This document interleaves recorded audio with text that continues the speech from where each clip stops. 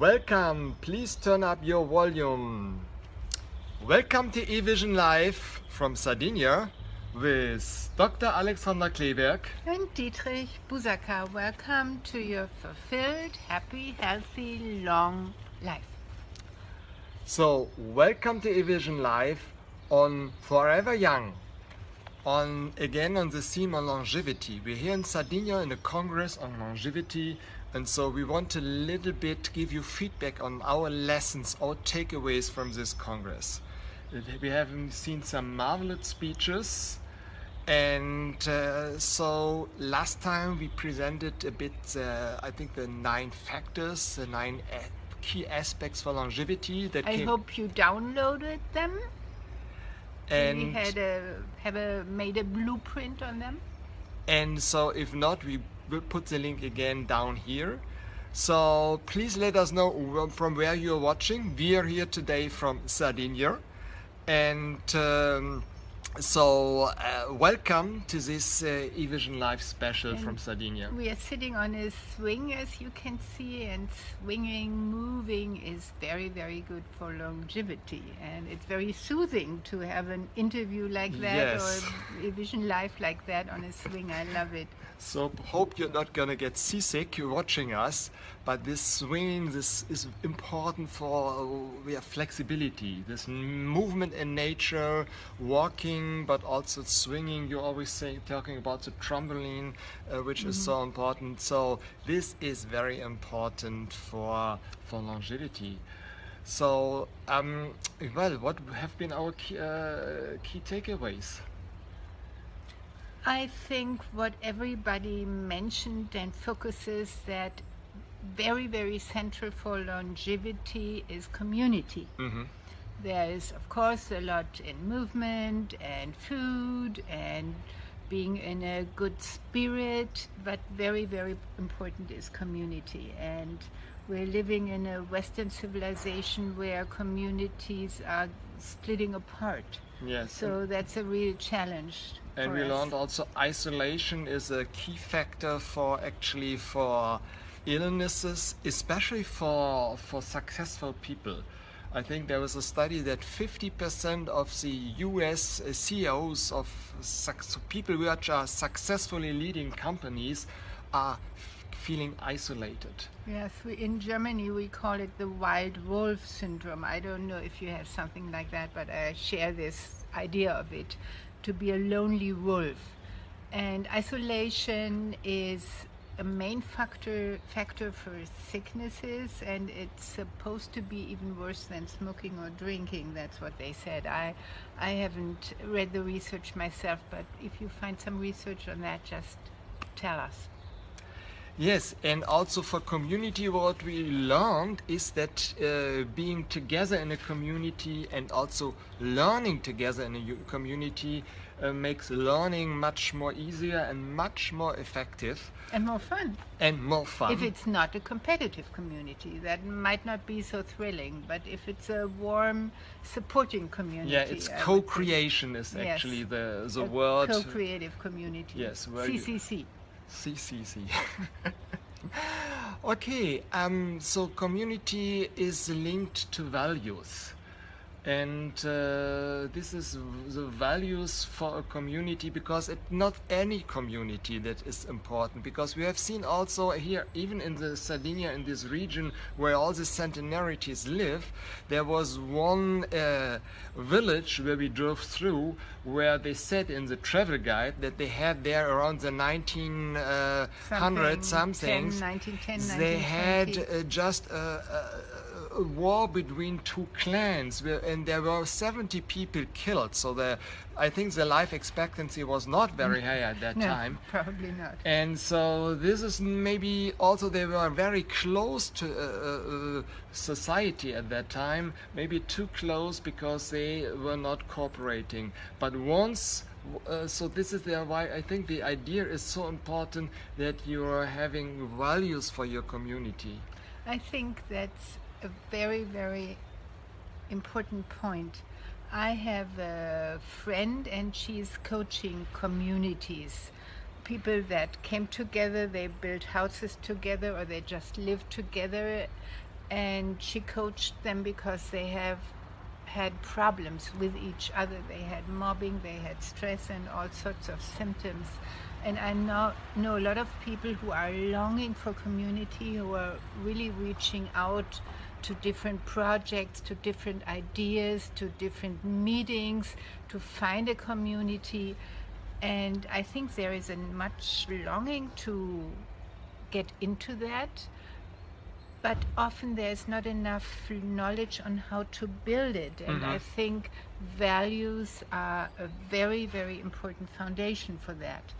So what sort of values could that be? I think they have to be values that align with our nature, that align with evolution, that align with our spirit, and that align with our heart. Yes. So usually we have values in community, as in my family where I grew up, which were not really aligned to my being a girl or liking to move.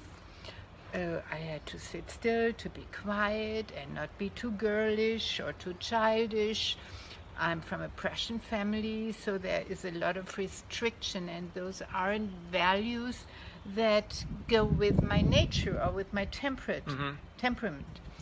So it would be good that these values also, maybe values that existed in the past, they're not necessarily anymore well adapted to our current society, current situation. They also have to evolve, or they might be even aligned to our society. We live in a competitive society, and these norms on being still, withdraw, and be competitive, and do this and do that, these norms and values might even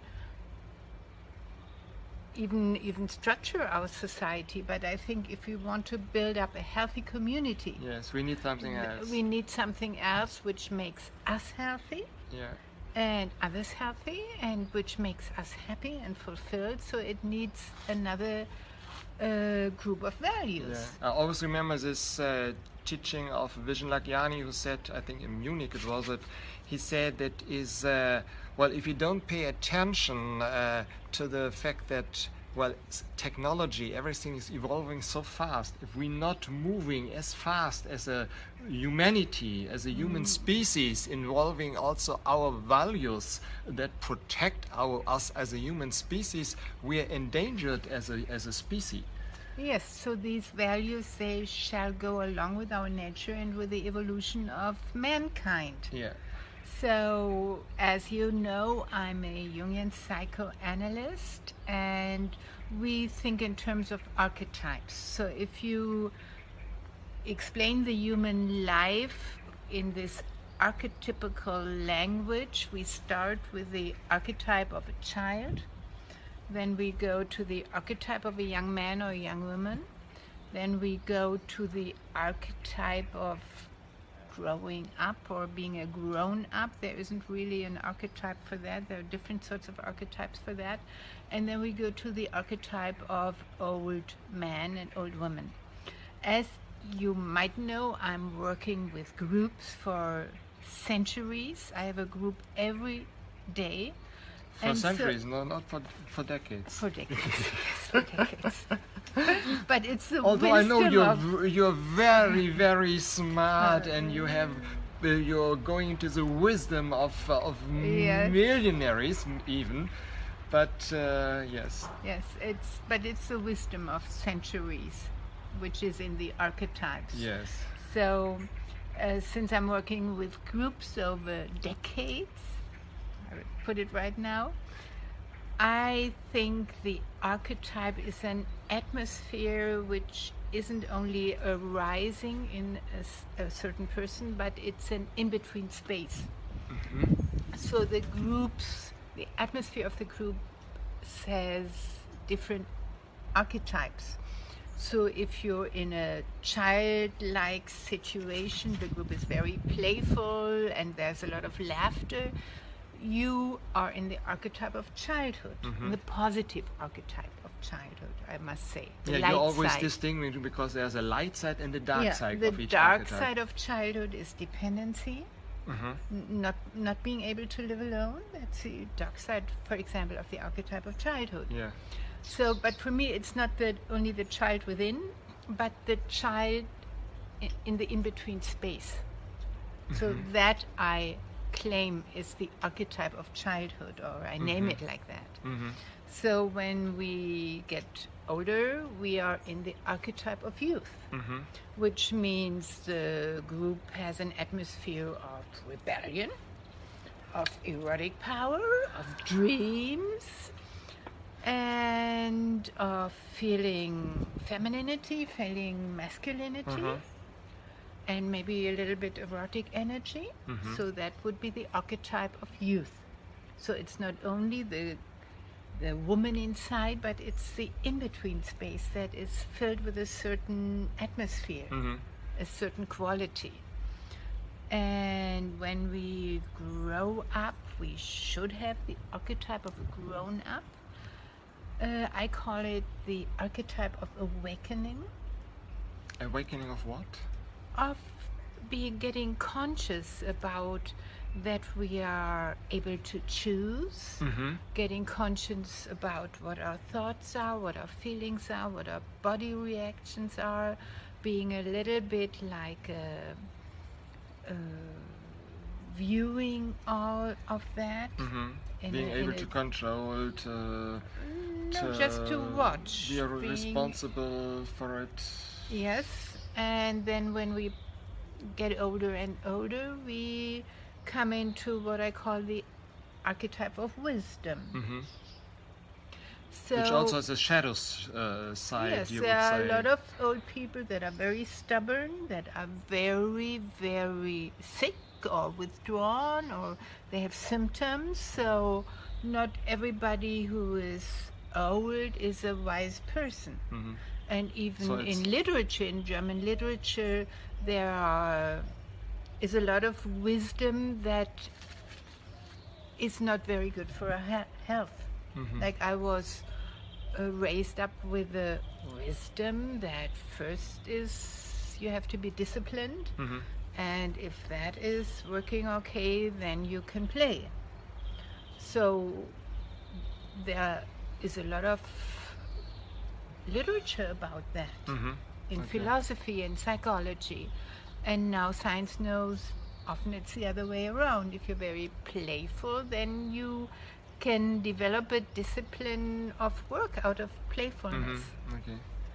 So there are these 4 main archetypes of human life, and with these archetypes, for me, go certain values, and these are the 4 pillars of my teachings. And I would like to start with this archetype of awakening. Okay, why do you start with that? I think it's very important to wake up out of these old programs. Okay. And also from forget that to forget the old ones. As programs. we also learned, I think Jim Quick said it, it's for learning, it's so important that you really forget first of all your beliefs, you forget about all what you have learned before, and you really start with an open mind. Yes, and to get conscious about what is happening within you and around you. Yeah. If you don't have that, you can't really choose. You have to really be aware and to be conscious what is happening.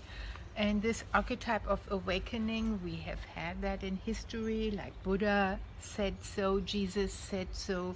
There are some mystics, when you read them, you know they have an awakened spirit.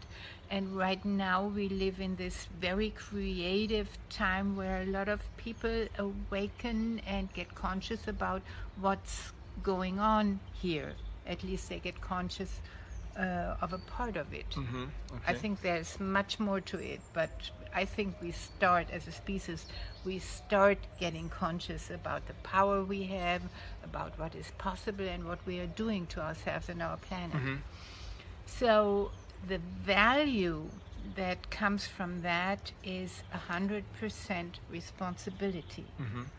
Like we've lived in centuries where there were the bad enemies outside, the Russians, the American, the Polish, the Italian, or whatever. We've had in Europe, we have had a history of wars after wars after wars. So there was much projection to the outside, that the outside is responsible for the sickness inside. So we really have to say goodbye to that. And a lot of people that are sick, they have the enemies outside. It's the weather, it's the politics, it's a partner, it's a mother, it's a child. So 100% responsibility for everything that happens in our body, everything we imagine, everything we think, everything we do. So this is very, very important. Well, if you have an outside enemy for a community, it really lets them stick together. Yes, an outside enemy is the best glue you have for community. It's not a healthy glue, maybe for a time. Yeah. Yes, but it's not really helping to get healthy. So But what we it's- need is then, what do we need then? We need the vision or whatever for Yes, that can glue us together. The outside enemy is very deeply rooted in our brain, that this sticks, that helps communities to stick together. And in my group work, I have some refugees, and they had, as a family, they had this outside enemy, and they really stick together, and they came to Germany, the grandparents, the parents, the children, so they came to Germany 3 generations, and then they lived here, everything was safe, and the children, they got their jobs, and they maybe got even more grandchildren, and then there started to be tension between the parents and the grandparents.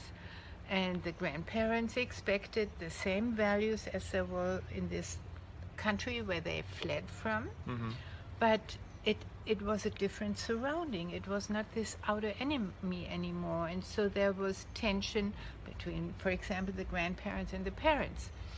And these old values didn't work in a situation where this outside enemy isn't there anymore. So you need the different values, and I think you can get values from the vision you have. Our vision is that everybody on this earth learns how to self-heal and to develop their potential. And this is a little bit harder to structure a community around that, because joy and vision is not that deeply structured anchored in our brain. So we really have to have enthusiasm for that over time, for 10 years, for 20 years, for 30 years. Our vision is 2040. 2040, 1 billion people practicing self-healing by 2040. Yes. So you need a big vision, and you need to train it day after day and after day, and to fill it with enthusiasm and fill it with spirit. So this is a little bit of work. It would be easier to have this enemy outside to stick together, but we can manage it because we know how it works. Get enthused for a vision. And a vision of this community you want to build, or the community that we want to build right now. So this is another value. It goes with the archetype of youth. So enthusiasm goes with the archetype of youth. As I understand it, yes, to get enthused, to be inspirited, to put all your erotic energy, to put your dreams into it. And it might sound a little crazy. You forget about what your parents said. You know you can do it better, and just go along on this path. So this is the second value. It's 100% responsibility, and it's enthusiasm. The enthusiasm for something new, for discovering something new, for and testing something day new, after day after day. Evolution. Go on a quest, for example. Go on a quest, yes. So what you also need, and that's the third pillar, it comes from the archetype of childhood, is heartful authenticity. We live in societies in our Western world that aren't very authentic, right? Yeah, we have probably masks, we are in this golden cage of norms on how to behave, what to say, how to look, and authenticity is very, very, very important for self-healing. Mm-hmm. And a lot of what you have learned, which have moved you away from your authenticity, you have to forget and be authentic, not in your opinions, but in your heart. An opinion is not an authentic reaction. Emotions are authentic. Okay, emotions. So a lot of people say, oh, I told him the truth about himself. I was very authentic and told him he is such and such. That's not authentic. Authentic would be, I'm mad at him, or I'm scared of him, or I feel helpless, or whatever. Yeah. So this is a projection that it's with a getting not being responsibility. Yeah, so 100%. it's also your responsibility So that you take over for your emotions. We hope in this eVision Live Self-Healing and Potential Development Group, we really appreciate authentic sentences or authentic expressions. You can say, I'm angry, I'm nervous, I'm helpless, and you take responsibility. There is a switch in myself where something comes up that makes me angry, for example. So we have the adult with the awakening, we have the youth with the enthusiasm, we have the child with its authenticity. And the heartful, it's from And the the heart, heartful, it's not okay. from the mind. And what also goes with the archetype of childhood, as I understand it, is creativity, craziness. Just for self-healing, you need so much creativity. It's not in these structured networks in the brain. It's a very creative field. So. And also this, let's see, not only creativity, but also this persistency, continuity, because a child that is just learning to walk will fail many times, but will always get up again. There's no child will then decide, okay, I've seen, well, I did fall down, and will then continue to crawl. No, it was always will try to stand up again, and as the child also has seen all the other people around itself walking, so I think he has the image of the possibility and is always orienting himself and trying to do it and never Yes. giving up. So it's very important that we walk. So other we people never give can up. learn how to walk too. So for this self-healing means is to guide, to be the first to go forward. And the fourth archetype, it comes from the archetype of old age, and I call it the archetype of positive wisdom. I told you before there is negative wisdom, which means it doesn't feel good in the body. When I talk about negativity, it's negative because the body doesn't like it. Okay. It's not negative because somebody says So the it's archetype negative. of the wisdom or the old to the wise person, and then the value is this positivity. This Yes, it's that everything happens in your life. It's a fertilizer. So my saying is, let the shit of yesterday be the fertilizer of our tomorrow. I'm Sorry from for a the farm. expressions. I'm from a farm. So just make everything the fertilizer of your future. And this will help you to come in peace, to be calm and patient, or be even laughing about things that happen. So that's the fourth pillar. And we will explain them later in some other eVision Live series. specifically linked to the archetypes. We'll go Yes, we will dive go deeper into deeper it. into that. So that's for now. We just want to create this house of self-healing and potential development, and it has these 4 values. Which is so important for us in terms of values. I think this archetype of wisdom, let's see, there was also Jason Prall, with whom we're also having an interview. he said in his speech also at the very end, the lesson when he was asked which was the most important factor maybe that he is drawing out of all this research and on longevity and visiting all these wise old people, he said it's actually, they said to him when he asked them what is their advice they could give to him, is they said, listen to old people, listen to this wisdom. And this is something he found everywhere.